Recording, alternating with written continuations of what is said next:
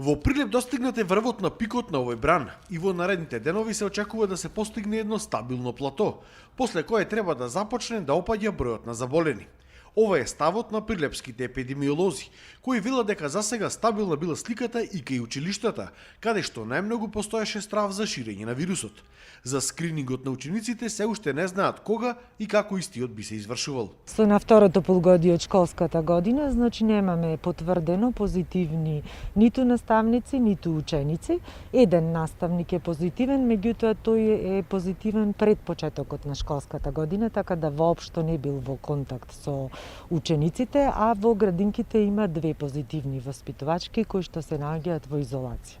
За скринингот конкретно се уште чекаме како би се изведувал, во колка временски период, за што и накнадно ќе бидете известени. Во моментов во Прилепската болница хоспитализирани биле 32 пациенти, од кои 17 се комплетно имунизирани со 2 дози.